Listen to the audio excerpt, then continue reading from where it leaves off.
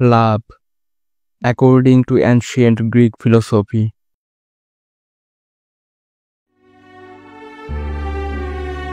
প্রাচীন গ্রিক দর্শনে আরো 6 ধরনের ভালোবাসার কথা বলা হয়েছে। আগাপে। গ্রিক ভাষায় আগাপে শব্দের অর্থ নিঃস্বার্থ, নিঃশর্ত এবং আত্মত্যাগী ভালোবাসা। খ্রিস্টান ধর্মতত্ত্ব অনুসারে সৃষ্টিকর্তার প্রতি মানুষের প্রতি সৃষ্টিকর্তার ও মানুষের মধ্যে যে নিঃস্বার্থ ভালোবাসা তাকে আগাপে বলা হয়। খ্রিস্টান দার্শনিক থমাস অ্যাকুইনাস একে অন্যের মঙ্গল কামনা অর্থে বর্ণনা করেছেন। ইরস।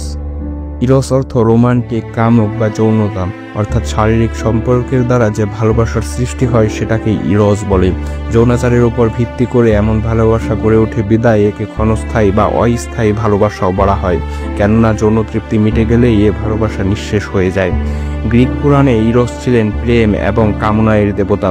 তার নামানুসারেই এ ভালোবাসার নামকরণ করা হয়েছিল। ফিলিয়া।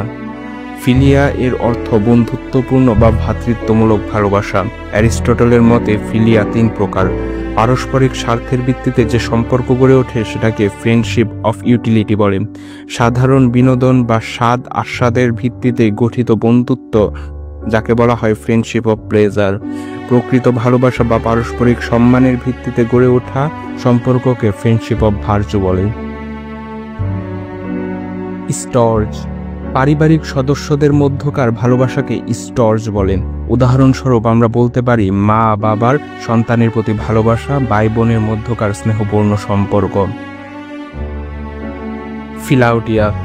গ্রিক ভাষায় ফিলাউটিয়া শব্দের অর্থ হলো আত্মপ্রেম বা নিজেকে ভালোবাসা, যাকে আমরা ইংরেজিতে সেলফ লাভ নামেও জানি।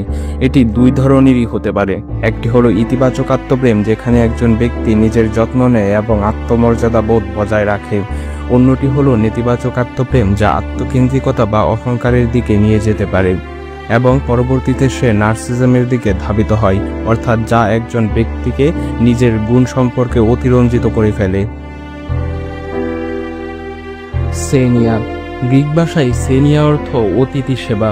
এই ধরনের ভালোবাসার পরিস্ফুটন হয় অতিথিদের মধ্যে উপহার সামগ্রী বিনিময়, উদারতা ও আতিথ্যপরায়ণতার মাধ্যমে।